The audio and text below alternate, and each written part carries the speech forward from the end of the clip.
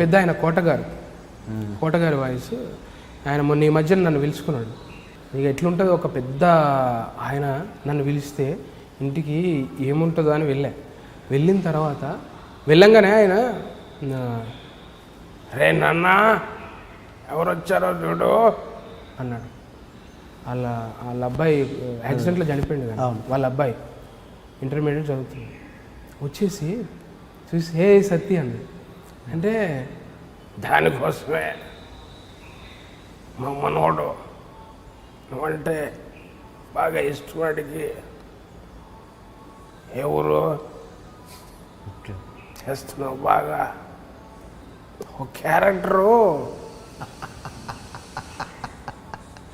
ఒక సినిమాలో చేసి వదిలేయటం మీరు, కానీ దాన్ని సంవత్సరాలు ఛానల్లో చేస్తున్నాం.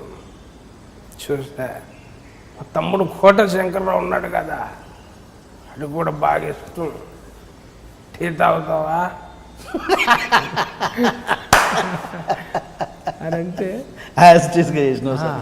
నాది ఒకటి ఉంటుంది. మళ్ళా నేను పిలిచిన పర్పస్ ఏంది అది వదిలేసి నేను బాడీ లాంగ్వేజ్ అబ్జర్వ్ చేసుకుని మొదలుపెట్టిన. అంటే అంత యూనిక్ కదా ఆయన.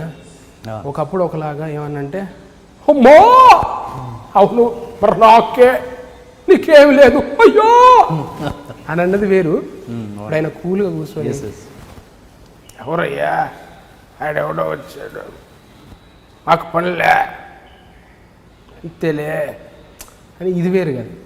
అవును అనేసరికి ఆయన కూర్చోబెట్టి ఒక 2 hours మాట్లాడాడు పెద్ద ఆయన.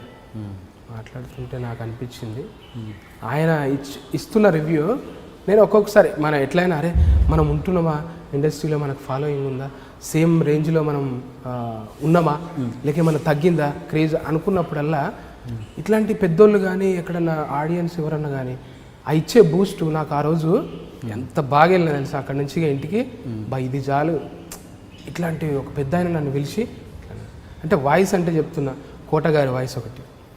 తర్వాత ఇంకా డివోషనల్గా వచ్చేసరికి చాగంటి కోటేశ్వరరావు గారు. ఆయన మన గురించి మాట్లాడండి అనుకోండి, మీ గురించి నా గురించి మాట్లాడండి. కోటేశ్వరరావు గారు డివోషనల్గా ఎక్కడైతే నిష్కల్మషంగా ఏమీ లేకుండా మాట్లాడేటటువంటి వారు ఎవరైతే ఉంటారో అదే టి నర్సిరెడ్డి గారు. ఆయన పూర్తి విషయం చాలామందికి తెలియదు. ఆయన పూర్తి పేరు బిత్తిరి సత్తి రవికుమార్. ఎలాగైతే ఉన్నాడో టిఎన్ఆర్ అంటే టి నర్సిరెడ్డి అన్న విషయం చాలామందికి తెలియదు. ఆయన ఒకటే అంటాడు, స్ట్రిక్ట్గా ఉన్న ఒక ఆఫీసర్ ఎలా ఉంటాడో ఇంటర్వ్యూల్లో ఆయన కూడా అలాగే ఉంటాడన్న దానికి ఒక గొప్ప నిదర్శనం. అంటే ఉదాహరణ ఆ వాయిస్ నాకు దగ్గరగా ఉండే వాయిస్. ఇంకా నేను సరే ఈ సినిమాల్లో ఆర్టిస్టులు మిమిక్రీ చేస్తుంటే సరే మిమిక్రీ చేసేటోళ్ళు 100 మంది ఉన్నారు, మరి పాటలు పాడేటోళ్ళు 1000 మంది ఉన్నారు, మరి నేనేంది? మరి ఇప్పుడు ప్రకాష్ రాజ్లా అంటే ఎవరైనా స్వప్న ఉరుము అయితే నేను మెరుపును రా, స్వప్న సంక్రాంతి ముగ్గు అయితే అందులో నేను గొబ్బెమ్మను రా, గంకి రెద్దు వచ్చి గొబ్బెమ్మను తొక్కినట్టు నా గుండె గొబ్బెమ్మను తొక్కావు, నేను ఊరికే వదిలిపెట్టను, కొండారెడ్డి బుర్జు దగ్గర నా మీదే చేయి వేస్తావా. ఇది యాజ్ ఇట్ ఈస్ సినిమాలో డైలాగు. చాలామంది మిమిక్రీ ఆర్టిస్టులు చేస్తున్నారు.